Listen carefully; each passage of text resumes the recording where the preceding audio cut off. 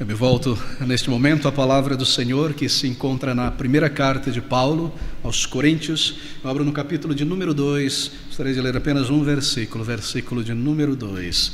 Estas palavras: porque nada me propus fazer ou fazer, saber, ensinar, pregar, nada me propus saber entre vós, senão a Jesus Cristo e este crucificado. Bem, o nosso título nesta noite é uma pergunta baseada neste texto: qual é a base da nossa fé em Deus? Qual é a base, o sustentáculo da nossa crença? Sobre o que se baseia a nossa fé em Cristo e a nossa certeza pessoal de salvação? É uma pergunta para o exame do coração. É uma carta maravilhosa, está cheia de declarações como estas. Foi escrita a uma igreja na Grécia, cidade de Corinto, por volta do ano 50 do primeiro século, por Paulo, é claro. Corinto, você sabe dos seus estudos de história, no sul da Grécia, uma cidade muito grande para a época, em torno de 700 mil pessoas. Se você considera 2.000 anos atrás aquela região, uma quantidade imensa de pessoas ali. Corinto, muito conhecida, muito famosa também entre os romanos daquela época e em todo o mundo, na verdade, muitas expressões para designar a cultura e o cidadão corintiano. Quem era este cidadão? Bem conhecido em todo lugar como uma pessoa lascívia. Corintianizar, talvez alguém possa nos auxiliar com a nossa querida visitante nesta noite, mas mantendo a nossa atenção aqui, queridos, Corinto, esta imensa cidade no sul da Grécia. Bem, Paulo visita aquela cidade, gasta algo em torno de 1 ano e meio ali. Ele prega o evangelho da graça redentora. Ele confronta homens e mulheres com o evangelho de Cristo. O poder de Deus se manifesta pelo Espírito Santo e almas são salvas naquela cidade. Ele deixa aquele lugar e segue pregando o evangelho da graça redentora. Aproximadamente 7 anos após esta visita, a conversão de almas ali, ele escreve uma carta àquela igreja, e esta carta é esta que está em nossas mãos aqui nesta manhã, ou melhor, nesta noite, e que nós estamos considerando. Ele escreve, na verdade, um total de 7 cartas aos Coríntios. Apenas 2 foram mantidas aqui para nós, pela vontade do Espírito, é claro. E, meus queridos amigos, a cidade de Corinto foi um grande avanço para o Evangelho, um lugar central na região da Grécia, naquela região da Europa. Dali, muitos missionários seriam enviados para outras regiões da Grécia, o Evangelho proclamado, igrejas seriam estabelecidas. Bem, ali naquela cidade, naquele período do século I, se encontravam não somente gregos. Eu estou lhe dando pano de fundo para que você perceba o argumento do apóstolo Paulo em nosso versículo em particular, o versículo 2. Não havia apenas gregos ali, mas haviam cidadãos romanos. Mesmo os romanos admiravam os coríntios. Mas a cultura corinta, assim como a cultura grega daquela época, era inteiramente voltada ao hedonismo. E eles se vangloriavam disso. Havia um termo que era usado no Império Romano, na cultura romana, a respeito de alguém que levava uma vida de devassidão e boemia. Era dito que ele foi corintizado. Assim, a partir dessas declarações históricas, culturais, nós podemos ter um pouco do senso da vida, da cultura hedonística daquelas pessoas na cidade de Corinto. E para lá vai o apóstolo do Senhor Jesus Cristo, Paulo, com o evangelho da graça redentora. Mas há outros aspectos também da história e da cultura de Corinto.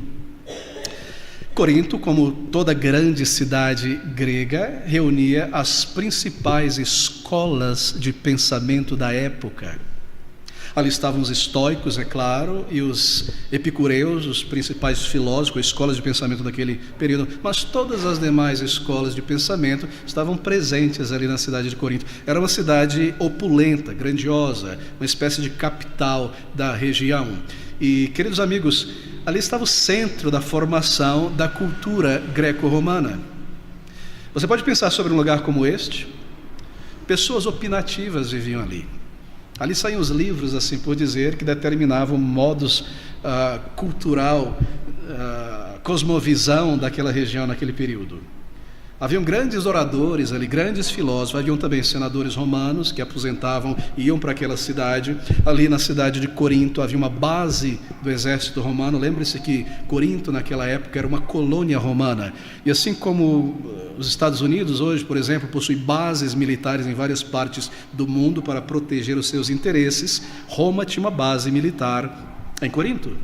E ali não haviam apenas soldados, mas haviam, homens de elevada estatura no exército romano. E o apóstolo Paulo, ele pregava a palavra do Evangelho naquelas ruas, como era o seu costume, em pequenas praças, as pessoas se reuniam para conversar e outras pessoas vinham. Era o costume grego, eles eram inclinados ao debate, à compreensão de ideia, à troca de ideia. E nós lemos que a pregação de Paulo causou uma tremenda impressão entre muitas pessoas ali, conversões, e uma igreja é fundada.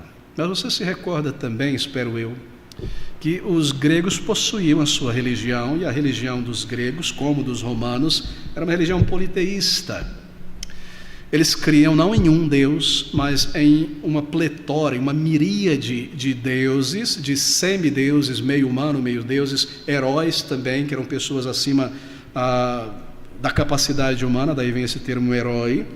E a sua religião era coroada por práticas e por cultos que eram característicos do Deus em particular que cada cidade grego-romana adorava. Em Corinto, por exemplo, Apolo e Afrodite eram adorados. Haviam templos dedicados a estas divindades. Afrodite era adorada por práticas sexuais, e haviam estas prostitutas e prostitutos religiosos ali, e é claro, estas coisas atraíam todo tipo de perversidades e vulgaridades. E quando a imoralidade, o mal e a perversidade é elevada ao status de religião, de crença, de fé em um local, então você pode perceber o estado de uma sociedade e de uma cultura como aquela. Havia um grande templo naquela cidade dedicada a Afrodite, com mais de 1000 sacerdotisas a Afrodite, prostitutas.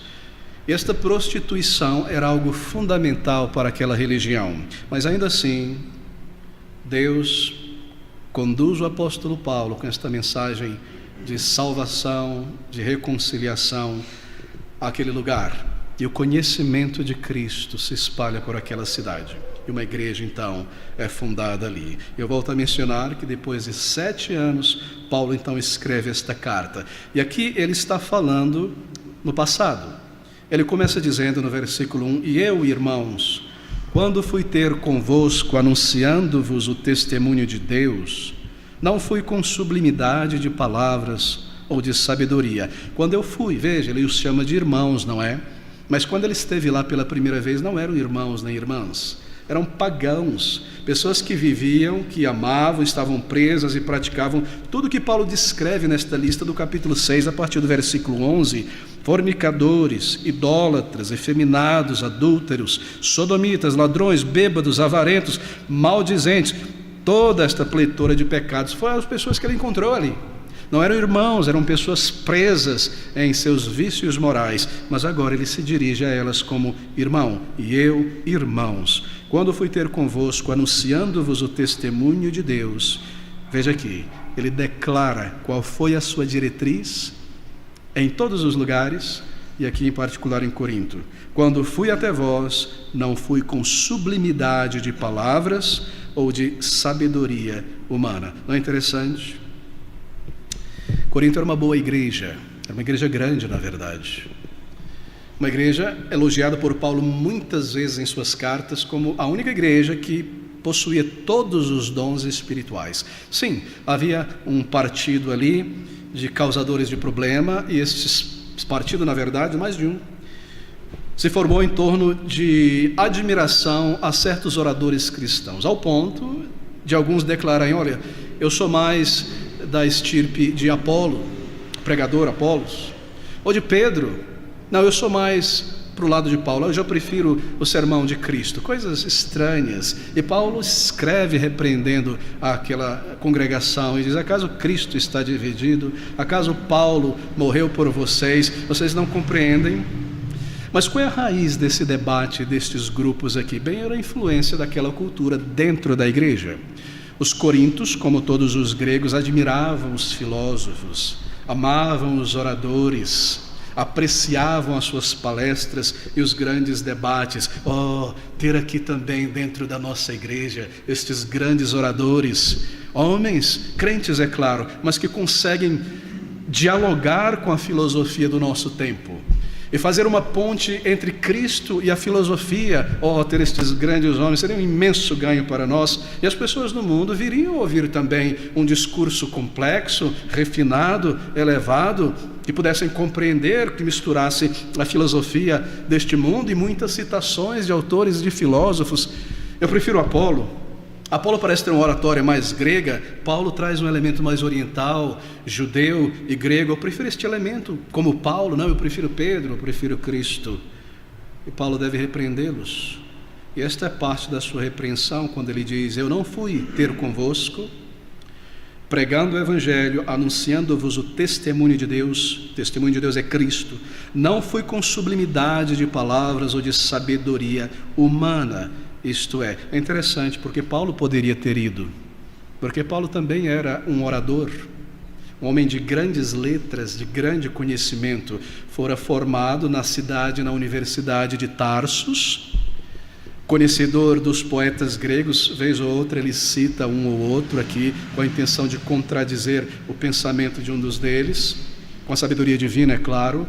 E ele poderia muito bem ter demonstrado o seu poder intelectual, a sua capacidade, e ele poderia pregar, veja, de tal maneira, deixa-me colocar nesses termos, é isso que ele diz aqui: sempre que ele iria pregar a um novo grupo de pessoas pela primeira vez, uma nova cidade, é o que ele está dizendo aqui, ele via diante de si dois caminhos possíveis para apresentar o conhecimento, o testemunho de Deus. Duas maneiras.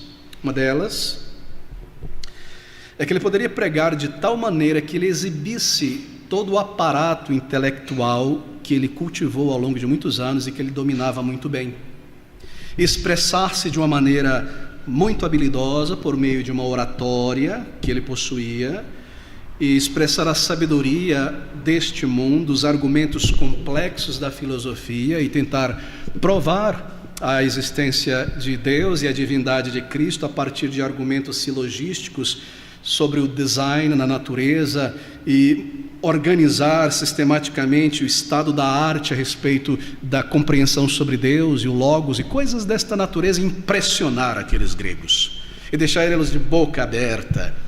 E eles então talvez aplaudiriam, não, aquela mensagem, e pensariam: mas que nova doutrina maravilhosa é essa, que parece reunir todas as coisas em um só sistema? Bem, ele poderia fazer isso para manipular as mentes e convencer as pessoas, com argumentos fortes, bem costurados, lógicos e filosóficos. Mas é claro, Paulo não faria isso, nós sabemos. Ele não escolheu tomar este caminho. Ele tomou um caminho bem diferente ao apresentar o testemunho de Deus, o Evangelho de Cristo pela primeira vez. Ele decidiu isto. Foi uma decisão pessoal, pré-pensada. Ele nos diz isso aqui: eu decidi, quando fui ter convosco, anunciando-vos o testemunho de Deus, eu escolhi, eu decidi, eu não fui previamente estabelecer isso com sublimidade de palavras humanas. Ele escolheu simplesmente falar sobre Jesus Cristo, salvação, arrependimento de pecados, vida eterna, que todos precisavam. Essa foi a escolha dele.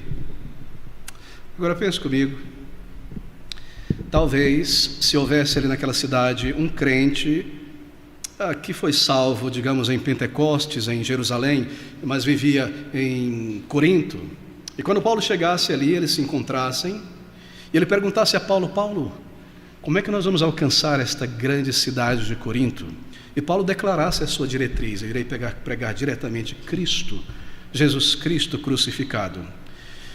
Possivelmente, talvez, este crente, influenciado pelo contexto desta cultura greco-romana, ele diria algo do tipo: mas Paulo, vem aqui. Eu moro aqui há 15 anos nessa cidade, eu cresci aqui, sou filho de judeu e mãe grega, eu me formei aqui. Deixa-me dizer algo que você não sabe. Não é uma boa diretriz começar com Cristo. Olha, sabe o que você faz? Antes de falar sobre o céu, a salvação, um homem crucificado pelos romanos, você precisa, esse é um grupo diferente de pessoas, você precisa impressioná-los intelectualmente.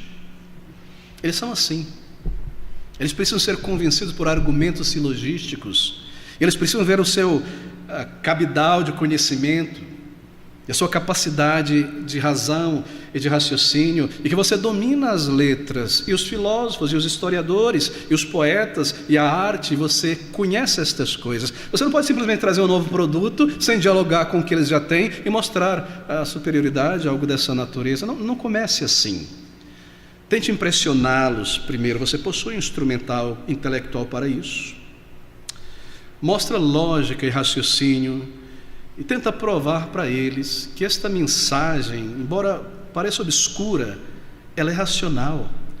E ela, na verdade, é uma mensagem muito superior do cristianismo à mensagem, à visão de mundo e de ser dos gregos e romanos. Tente mostrar a superioridade filosófica, da mensagem cristã, antes de falar diretamente sobre o Senhor na cruz, sangrando, executado pelo Império Romano. Não entre nisso. Veja, deixa ele exemplificar, Paulo. Se você vai vender um produto novo em um lugar onde há tantos produtos e ofertas e oportunidades, é contraprodutivo começar apresentando os contras do produto. As letras miúdas, olha, esse produto eles têm esse problema aqui, e pode ser que isso aconteça, e há um erro aqui, isso aqui, depois apresentar as vantagens. Paulo, pense, você não pode começar a falar sobre um homem subjugado ao Império Romano, que foi pego, preso, torturado, ridicularizado pelos romanos, ninguém que ninguém conhece. Não comece por aí. Comece impressionando eles. Comece falando sobre estas coisas. Use argumentos filosóficos para impressioná-los sobre a validade do cristianismo. Talvez, Paulo, nós pensaríamos assim. Antes de entregar o produto diretamente, sem nenhum contexto, tente fazer uma ponte entre o cristianismo. Veja, são dois grandes homens aqui, coloque junto um do lado do outro, Cristo e Homero, ou talvez Cristo e Péricles, o grande líder de Atenas, no século IV a.C., e tente comparar os dois. Faça uma ponte entre esses dois, para que eles vejam que Cristo não foi alguém somente desprezado, mas um grande homem que falou coisas maravilhosas. Tente fazer uma ponte entre Jesus Cristo e Machado de Assis. Faça uma citação filosófica a cada ponto. Tente argumentar com a cultura atual. Não chegue a Cristo, porque veja, as pessoas vão rir, elas são inteligentes. Que mensagem estranha, criação do nada, Cristo, caminho para o céu, Deus, homem. Isso é algo estranho, a cultura de pessoas elevadas. Assim, Paulo, não faça isso. Só depois de convencê-los da superioridade do argumento cristão, então aí você possa falar sobre Jesus Cristo, arrependimento, nova vida, e dizer que eles estão errados nesta idolatria e que Deus irá julgá-los, mas Ele mostra misericórdia. Mas Paulo disse diante de tudo isso, não. Porque Paulo sabia muito bem que se ele anunciasse, informasse aquelas pessoas o Evangelho de uma maneira direta e simples e clara, ele sabia muito bem que aquela mensagem simples, clara, direta, trazia consigo um poder muito grande, capaz de transformar a vida daquelas pessoas sem a necessidade de convencê-las com argumentos humanos. Paulo sabia que esta simples mensagem do Evangelho, que ele resume aqui, o testemunho de Deus, Cristo crucificado, sendo diretamente anunciada, trazia um poder capaz de transformar vidas. Ele diz isso de uma maneira mais direta a um outro grupo de intelectuais, a uma outra cidade, em Roma. Ele fala da seguinte maneira àquelas pessoas: queridos amigos, ele diz, como que dizendo aqui aos coríntios, eu não preciso fazer estas coisas, eu não me envergonho de Cristo, eu não me envergonho de pregá-lo diretamente. Há um poder, a sua palavra, o testemunho de Deus em Cristo é o poder de Deus para salvar pecadores. Assim, Paulo não seguiria esta diretriz humana. Ele sabia muito melhor. Ele sabia que havia um poder nestas verdades muito maior de convencer, transformar pessoas do que qualquer poder emocional, lógico da pura oratória humana, apenas do raciocínio humano e filosófico. E é isso que ele está dizendo aqui. E eu, irmãos, quando fui ter convosco, anunciando-vos o testemunho de Deus, não fui com sublimidade de palavras ou de sabedoria humana, isto é. Versículo 4, e a minha palavra e a minha pregação não consistiram em palavras persuasivas de sabedoria humana, mas em demonstração do do Espírito e de poder. O que ele quer dizer aqui? Ele quer dizer que a palavra que ele pregou não foi apenas uma palestra e todo mundo foi embora. Não, o Espírito de Deus operou e pessoas foram convertidas.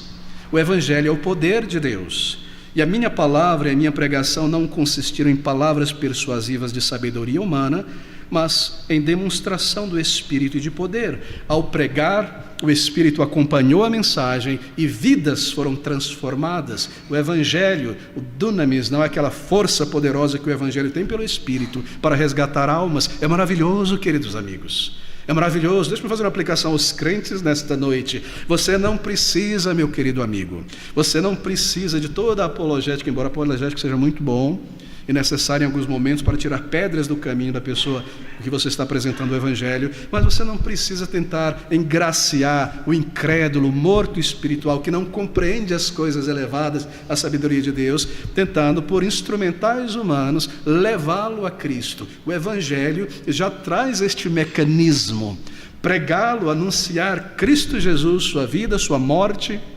substitutiva, diretamente, urgir, instar, traz em si um poder grandioso do alto para transformar pessoas. Não é maravilhosa a simplicidade do Evangelho? Eu me pergunto o que acontece com muitos em nossos dias, que preferem rebuscar tanto a mensagem, enchê-la de citações e de grandes citações de poetas, de filósofos e de grandes raciocínios, como se isso fosse o poder estivesse na oratória, na capacidade humana. Não, graças a Deus que não.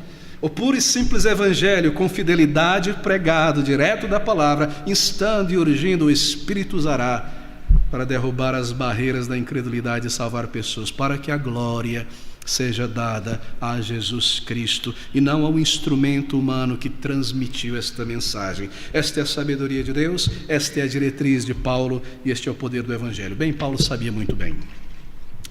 Ele sabia que a simples explicação do Evangelho, sincera, fiel à palavra, era o caminho de salvação e o poder para a salvação. É sobre isso que ele está falando então nesses primeiros 5 versículos.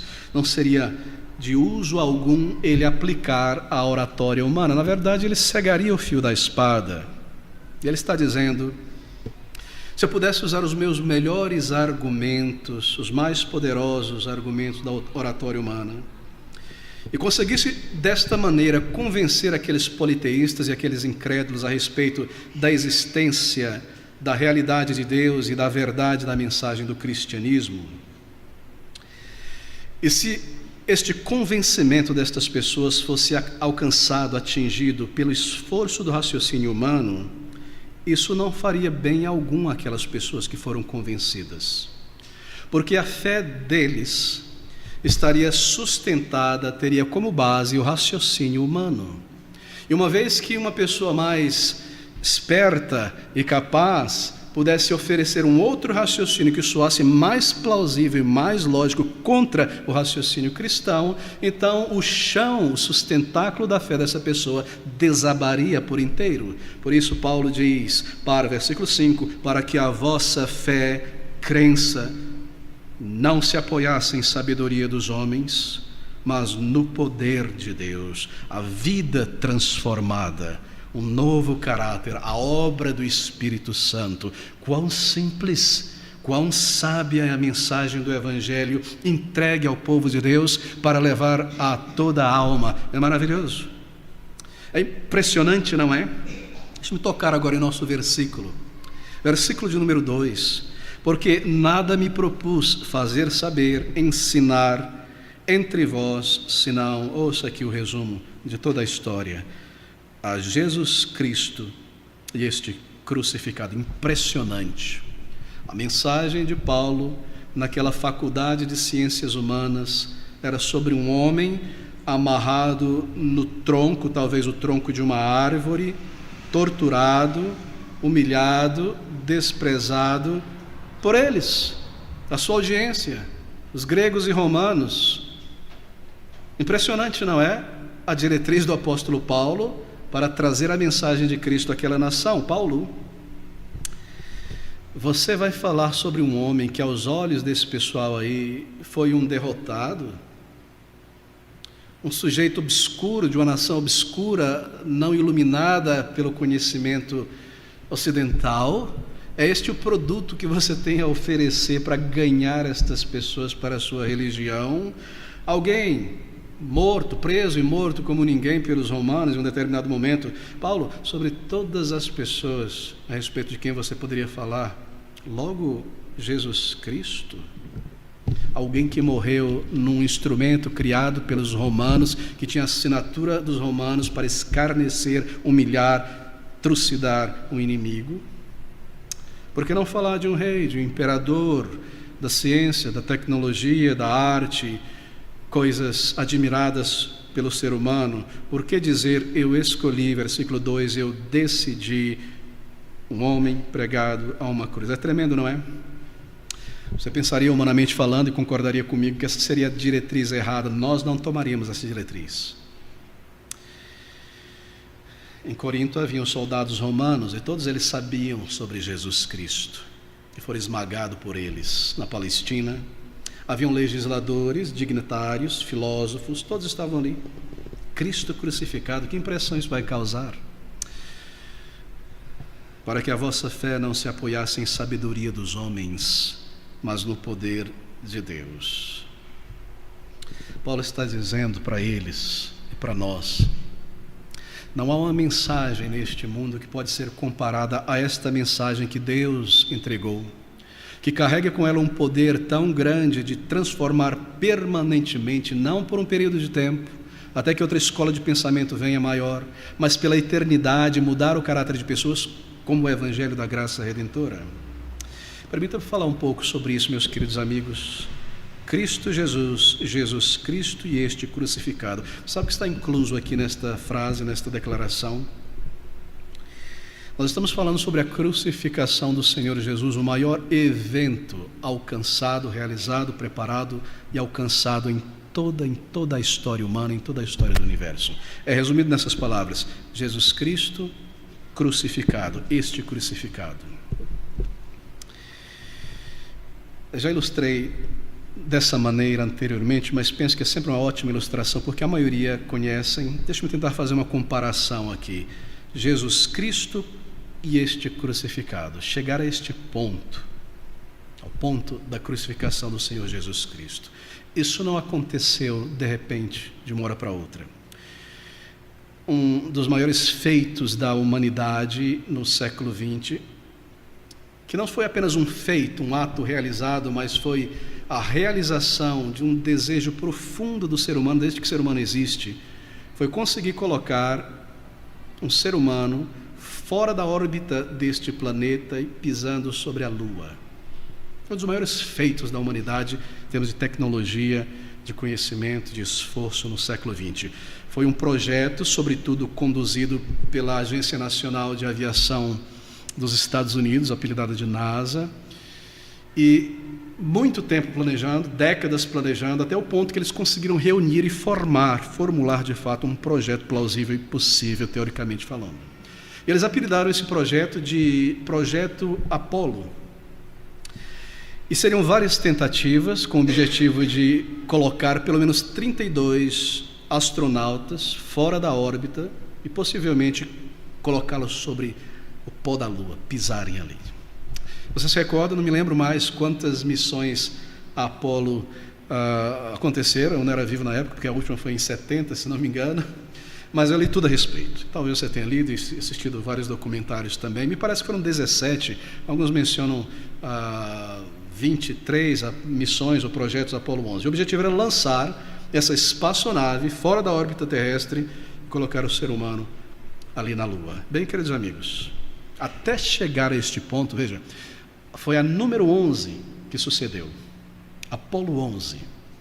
A primeira tentativa, com o lançamento de 3 homens astronautas, depois de 300 quilômetros de distância do solo terrestre, fogo dentro da cabine, eles foram carbonizados vivos. Você deve ter lido alguma coisa a respeito. Uma tristeza. Várias outras tentativas, até que a 11ª, em 69, alguma coisa assim, se não me engano, ou um pouco antes, talvez, deu certo. Apolo 11. E 3 astronautas foram levados, 2 deles pisaram na Lua e um continuou orbitando e monitorando toda aquela situação. Mas para chegar a isso, queridos amigos, junte tudo. Uma imensa equipe de cientistas e tecnólogos, lidando com todos os tipos de problemas físicos no caminho deles e criando soluções para estes problemas. Bilhões de dólares do governo norte-americano e de fundos mundiais reunidos, tentativas simuladas, feitas, refeitas, vidas ceifadas, não é? Na Apolo 1 em 67, fogo na cabine, como eu mencionei, até que em 69, então, o sucesso de tudo isso aí. Quantos problemas físicos eles precisaram enfrentar para colocar estes homens fora deste ambiente criado para o ser humano? Veja, o que eles vão comer ali.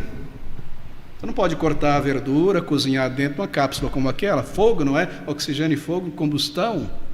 Assim foram criados os alimentos, foram reduzidos aos seus nutrientes, a pó, a certas cápsulas alimentares. Mas há certos pós que precisam ser aquecidos, mas você não pode acender fogo ali. Então nós precisamos criar uma maneira de aquecer a matéria sem usar o fogo.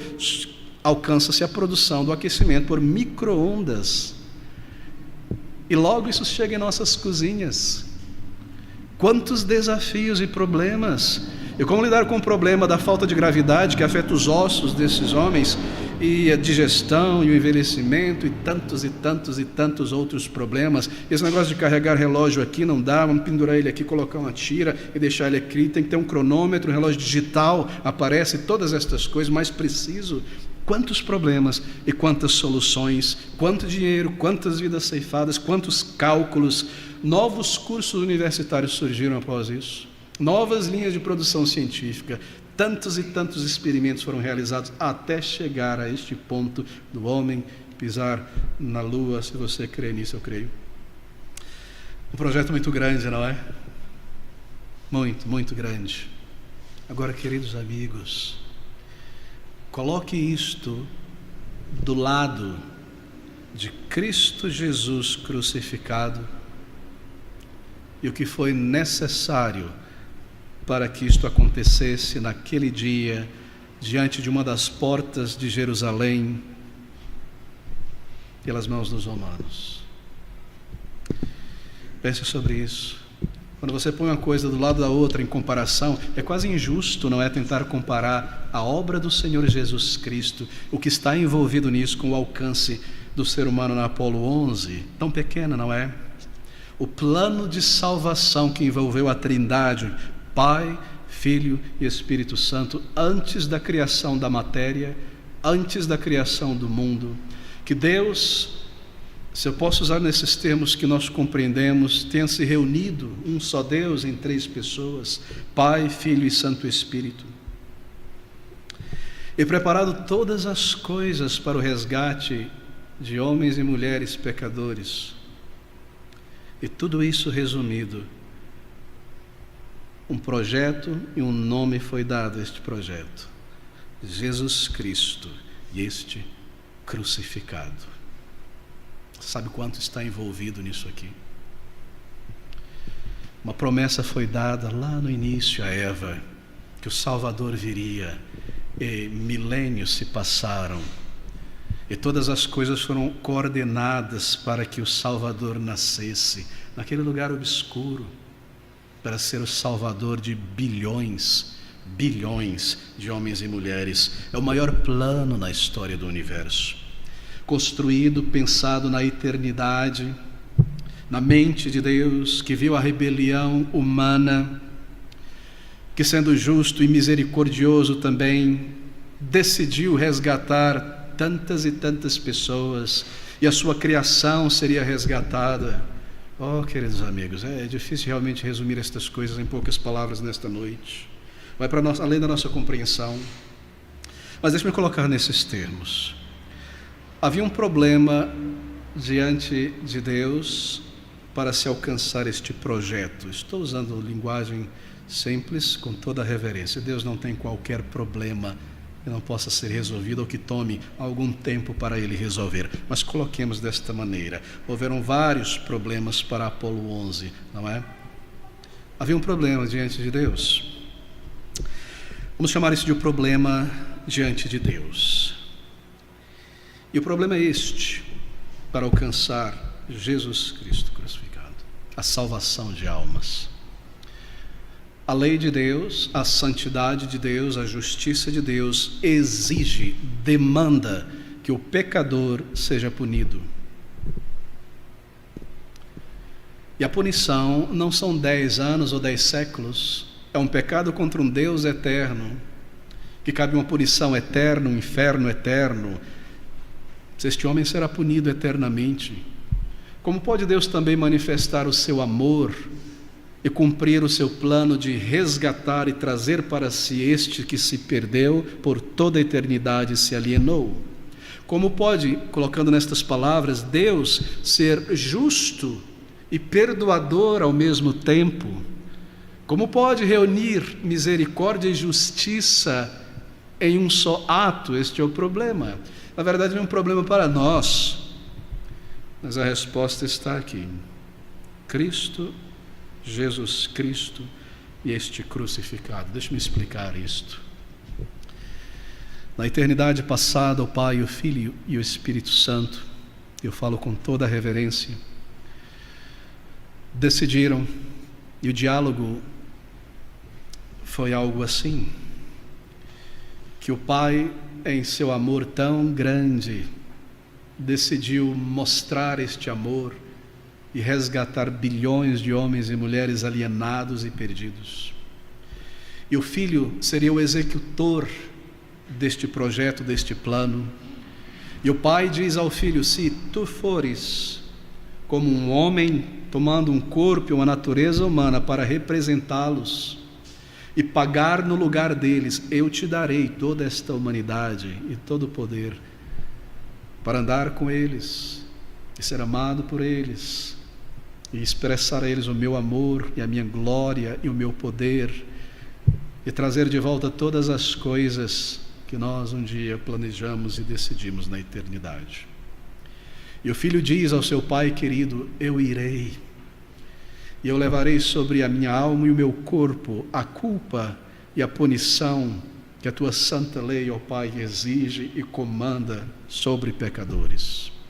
E ele então toma um corpo e uma natureza humana no ventre de uma mulher, Maria, mantendo, é claro, a sua santidade e a sua divindade, para que pudesse em seu corpo humano, mas fortalecido por sua divindade, suportar a carga e o peso da punição divina sobre um mero homem, e não ser destruído, e viver como um representante do homem diante de Deus, a lei de Deus, a vontade de Deus, de todo o seu coração, e amar a Deus, o seu Criador, e servi-lo e submeter-se a Ele. E o Senhor Jesus Cristo vem a este mundo e nasce e traz carregando em seu coração o nome de todas estas pessoas que o Pai deu a Ele, por quem Ele veio verter naquela cruz cada gota do seu sangue. Ele morreu ali não por pessoas serem salvas teoricamente, mas ele morreu por pessoas específicas que o Pai deu a ele. Ele trouxe os seus nomes em suas mãos. Nenhuma gota do sangue de Cristo foi desperdiçada. O seu sangue é poderoso e eficaz e irá cumprir todo o propósito de Deus. E, queridos amigos, tudo isso é resumido nestas palavras: Jesus Cristo e este crucificado. E tendo cumprido toda esta justiça requerida pela lei de Deus, Ele enviaria o seu Espírito Santo a este mundo, que tomaria esta mensagem de Cristo crucificado, proclamado pelos servos de Cristo, e empoderaria esta mensagem à mente e o coração de homens e mulheres pecadores para trazê-los de volta ao Pai. Não é maravilhoso? Se você pensar sobre um sentido, uma linha de significado na história humana, porque parece tudo confuso, não parece ter sentido qualquer. Se você pensar sobre, nós chamamos isso de filosofia, de conhecimento, de compreensão, sentido no movimento da história, é a vinda do Senhor Jesus. E aquele momento ali naquela cruz foi o ponto mais alto da história humana. E ali se inicia o final dos tempos, é claro, porque tudo já foi cumprido. E agora ele chama homens e mulheres pecadores ao arrependimento pelos seus próprios méritos, garantindo a salvação de pecadores. Perdão, queridos, não quero distrair ninguém. Pense sobre isso. Pense sobre o preço. Quantos dias há diante de nós antes da eternidade? Nós estamos no final de todas as coisas. Onde nós estamos? Você se pergunta às vezes diante da história, ao pensar sobre outras nações, sobre o tempo que passou, onde eu estou, onde eu me encontro, o que é isso tudo? Nós estamos no final, na beira, chegando ao fim, e este é o sentido de todas as coisas. Cristo Jesus crucificado no lugar de pecadores. Oh, meus amigos, o maior evento, o mais caro dos eventos, não foram bilhões de dólares, foi a vida do Senhor Jesus Cristo, o seu próprio Filho, o seu amado Filho, Salvador. Que preço tão grande!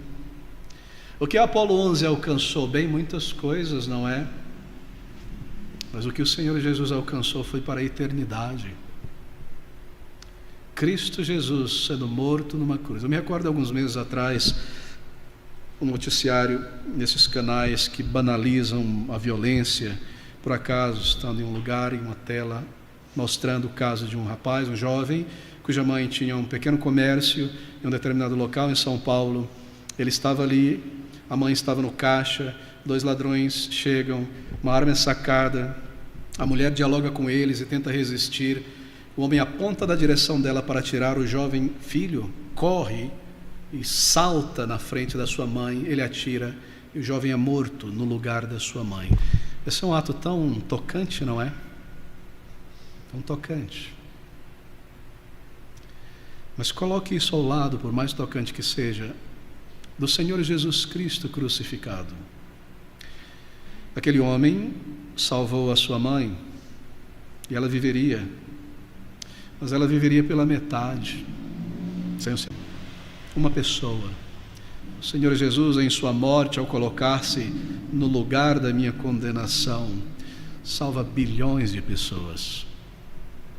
Aquela mulher viveria por alguns anos a mais, a sua morte garante a vida eterna. Esse ato altruísta, de grande amor deste jovem, deve ser reconhecido. Em alguns anos ou meses seria esquecido, mas o que o Senhor Jesus Cristo fez, nunca, nunca, nunca, jamais será enterrado, jamais será esquecido. A cruz, Jesus Cristo e este crucificado, o preço disso aqui foi tão grande, queridos amigos. Eu coloco agora diante de você, em forma de contraste, o que você pode comparar a isso de valor moral, espiritual ou material. Lhe é oferecido esta salvação, lhe é oferecido este perdão, consequências eternas que começam aqui nesta vida. Porque você protela e empurra para frente? Porque você não corre ao Senhor Jesus Cristo e clama por misericórdia e por salvação? Ali está o Senhor Jesus Cristo, naquela cruz, braços abertos. Isso foi de propósito, recebendo pecadores, seus olhos fechados, preso, sangrando. Quantas coisas são ditas, não é? Na maneira como ele morreu. Pense sobre isso nesta noite. Cristo Jesus crucificado no lugar de pecadores. Eu preciso concluir aqui. Essa foi a parte dele. Mas há diante de nós, por nossa parte, um problema também. Eu devo chamar de o problema do pecador. E o problema é este. Quando nós entendemos esta mensagem e entendemos o estado da nossa alma diante de Deus, a reação natural é de incredulidade no amor de Deus. Ele não vai me salvar. Como Ele pode salvar a mim, perverso como eu sou? Como eu posso ir a Ele para esta salvação, sendo Ele santo? Este é um grande problema, não é? Ele não irá me receber, eu digo a mim mesmo. Ele é santidade e justiça, eu sou todo o contrário. Como Ele pode me salvar se eu devo ser condenado, julgado por Ele? O apóstolo João diz em 1 João, no capítulo 2, versículo 2, que Deus enviou o seu Filho, esse é um outro título, para a propiciação por nossos pecados. Cristo Jesus crucificado, seu Filho enviado para a propiciação pelos nossos pecados, também resume a obra de Cristo. O que Ele quer dizer com isso? Que a vinda do Senhor Jesus Cristo a este mundo foi para nos tornar propícios a Deus, aceitáveis diante de Deus. Você pode usar um outro termo bíblico, reconciliação. Quanta coisa está dentro deste termo, reconciliação. É um grande termo na Bíblia. Assim eu tenho uma garantia da palavra de Deus, que indo a Ele como eu estou, na mancha do meu pecado, embora sendo Ele santo, Ele deve julgar e me destruir, de uma maneira que eu não compreendo em meus sentimentos, mas entendo pela mensagem de salvação. Eu exerço fé nesta verdade, porque é Deus quem está dizendo. Eu reconheço o estado real da minha alma diante de Deus, a condenação iminente. Eu vou desta maneira a Ele, eu me lanço sobre Ele, eu clamo a Ele, e Ele não me rejeitará. Ele não me rejeitará.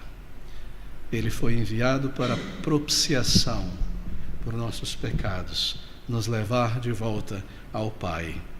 Pense sobre substituição, isso ajudará a ter mais clareza. Morrer no lugar de um pecador, sofrer no lugar de um pecador, levar a carga da punição de um pecador, abrir o caminho para o céu para um pecador. Na cruz, o Pai deu a vida de seu Filho. Sabe, um dos erros que eu tinha em minha mente no passado era uma incompreensão sobre o amor de Deus. Eu pensava da seguinte maneira: Jesus Cristo tem tamanho amor, Deus está irado, o Pai está irado, e Jesus Cristo precisa sofrer e pleitear, suplicar ao Pai que salve pecadores. Até eu entender este versículo glorioso de João 3,16, que foi Deus quem tomou a iniciativa, Deus o Pai que amou e enviou o seu Filho. Foi do coração do Pai santo e justo, do Deus triuno. O amor está no Deus triuno. Ele desejou, Ele entregou, Ele deu o seu Filho como meio de reconciliação. Se isso não é amor, o que poderia ser? Se isso não é uma prova de que eu posso ir a este Deus que permanece santo, justo e deve punir o pecado, indo a Ele pela fé em Cristo Jesus crucificado por mim, Ele me salvará. Esta é a promessa, esta é a verdade, este foi o custo. Ouça essas palavras do apóstolo Paulo, no versículo 4, 5 e 6. E a minha palavra e a minha pregação não consistiram em palavras persuasivas de sabedoria humana, mas em demonstração do Espírito e de poder, para que a vossa fé não se apoiasse em sabedoria dos homens, mas no poder de Deus. Todavia, falamos sabedoria entre os perfeitos, não porém a sabedoria deste mundo, nem dos príncipes deste mundo, que se aniquilam. O que você vai abraçar em contraste com a sabedoria de Deus em enviar Cristo para resolver este problema? Alguma filosofia humana? Você sabe o que é a história da filosofia? É uma briga e um destruindo o outro, e nada se mantendo em pé, um contradizendo o outro. Filosofias que se autoaniquilam, mas a solução do problema, realizado por Deus em Cristo Jesus, permanece de pé por toda a eternidade. O que você vai abraçar como sentido, como significado para esta vida? Como resposta para a morte e o que vem depois? Que ideologia, filosofia, religião você irá seguir? Será que ela pode ser comparada a Cristo crucificado? Simplesmente não, queridos amigos. Mas ouça esse versículo de número 9.